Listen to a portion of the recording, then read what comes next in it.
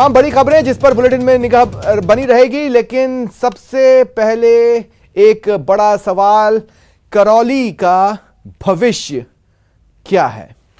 हालात चिंताजनक हैं। आज वहां प्रदर्शन भी देखने को मिले। किरोड़ी लाल मीणा की ओर से सांकेतिक धरना उसे कहा गया। करौली हिंसा से जुड़ी इस वक्त की बड़ी खबर सुन लीजिए। अब मंत्री रमेश मीणा ने पुलिस अधिकारियों से चर्चा की है।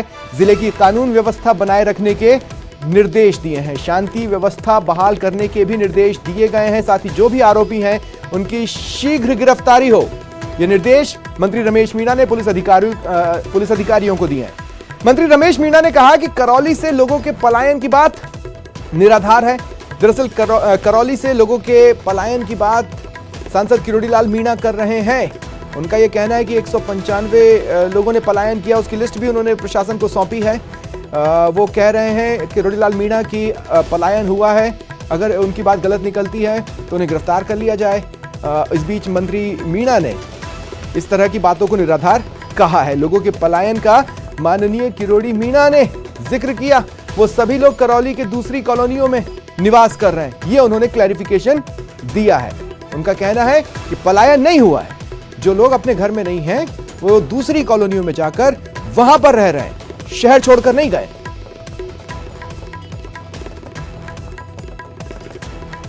तो मंत्री रमेश मीणा ने पुलिस अधिकारियों से चर्चा की और उन्हें स्पष्ट निर्देश दिए कि जिले की जो कानून व्यवस्था है वो बनी रहनी चाहिए, बिगड़नी नहीं चाहिए। और फिलहाल जिस तरह की तनाव की स्थिति जो धीरे धीरे कम हो रही है, शांति व्यवस्था बहाल रहे और पूर्व की कंडीशन में करौली पहुंचे, इसे शीघ्र से शीघ्र किया जाए। और साथ ही साथ जो भी आरोपी बच गए हैं, जो भी आरोपी हैं, उन्हें गिरफ्तार किया जाए।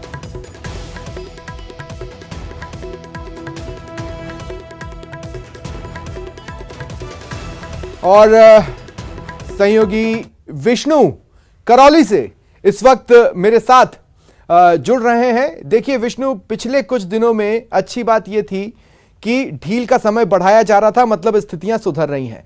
लेकिन आज डिफरेंस यह है कि आज सांसद किरोड़ी लाल से जुड़ी एक घटनाक्रम वहां पर हुआ और उसके बाद अब क्या स्थिति बन रही है? क्या आज जितनी छूट थी वही कल भी रहेगी या कोई और निर्णय प्रशासन ने लिया है?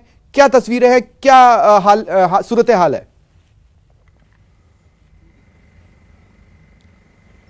देखिए, सबसे पहले तो मैं आपको बता दूं कि आज जो है 4 घंटे की ढील दी गई थी कर्फ्यू में। इसी बीच में सांसद जो किरोड़ी लाल मीणा है वे जहां करौली पहुंचे, उन्होंने कलेक्ट्रेट के सामने धरना प्रदर्शन कर दिया। किरोड़ी लाल मीणा का कहना था कि 195 जो लोग हैं इस हिंसा की वजह से उन्होंने पलायन कर दिया है। लेकिन अभी तक जो है इस हिंसा के बाद यहाँ स्थिति पूरी तरह से नियंत्रण में, शांति है और अच्छे चैन और जो है का माहौल है यहाँ पर। लेकिन अब जब किरोड़ी लाल मीणा ने यहाँ पर धरना प्रदर्शन किया, वे धरने पर बैठे, उनको हिरासत में लिया गया, उनको यहाँ से एक सदर थाने में ले जाया गया। उसी के बाद जो कांग्रेस में जो कैबिनेट मिनिस्टर है रमेश मीणा, जो कि सपोर्टर से विधायक भी हैं, उन्होंने यहाँ जयपुर जो करौली कलेक्ट्रेट है यहाँ आकर मीटिंग ली और उन्होंने किरोड़ी लाल मीणा के जो बयान थे, जो उनका दावा था कि 195 लोग पलायन कर रहे हैं, उसको सिरे से खारिज कर दिया। रमेश मीणा ने कहा कि कुछ लोग ऐसे हैं जो बाहर से यहाँ पर आते हैं या अमन और शांति को बिगाड़ना चाहते हैं। ये लोग लाशों के ऊपर राजनीति करते हैं और ये लोग, उन्होंने जो एक लिस्ट जारी की है, उसमें बताया कि एक भी व्यक्ति करौली से जो है पलायन नहीं किया है। वे सभी लोग जो है करौली की अलग अलग बस्तियों में रह रहे हैं। जी, तो आज के जो ये सियासी घटनाक्रम रहा है, कहीं उससे शांति प्रयासों में खलल तो नहीं पड़ा है? सवाल नंबर 1। और सवाल नंबर 2 ये कि कल चूंकि बड़ा त्योहार है, कल को लेकर प्रशासन की क्या तैयारियां हैं करौली में?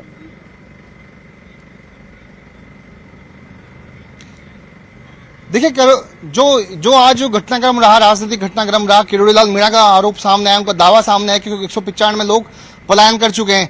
लेकिन इस पूरे मामले को अब जो है कंट्रोल करने के लिए रमेश मीणा यहाँ पर आए, उन्होंने मीटिंग ली अधिकारियों के साथ में और किरोड़ी लाल मीणा के बयान को सिरे से खारिज करते हुए एक लिस्ट जारी की और कहा कि वे सभी लोग जो हैं करौली में हैं, वे कहीं नहीं गए हैं।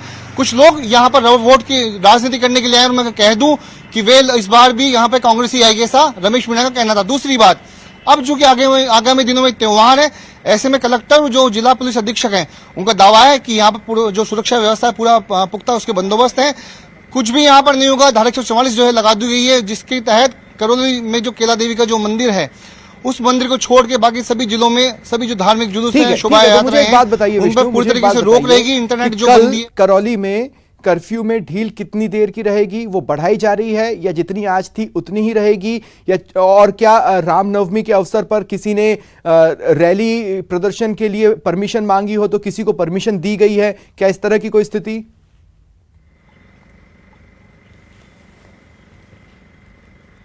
देखिए 8 दिन जो है हिंसा को बीत चुके हैं। 2 अप्रैल को यह हिंसा हुई थी, जिसके बाद धीरे धीरे जो स्थिति है वो पूरी तरह से नियंत्रण में आ चुकी है।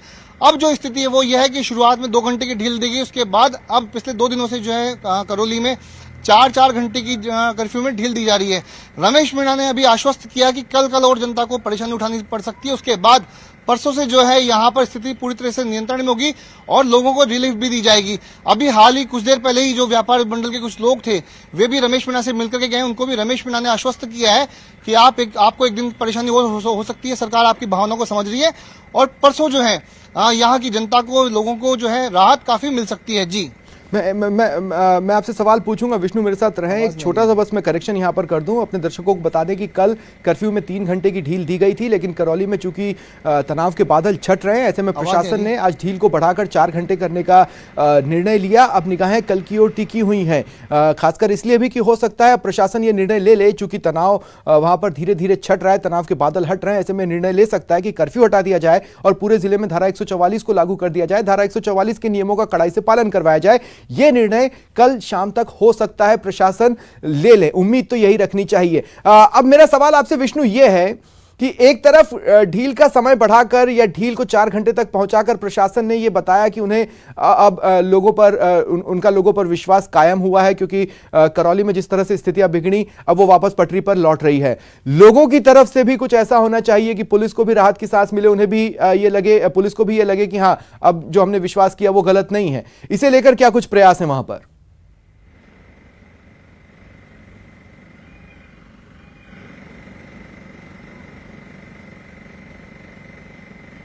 सुन रहे हैं विष्णु? लगता है विष्णु तक मेरी आवाज नहीं पहुंच रही है, लेकिन फिर भी जितनी जानकारी विष्णु आपने दी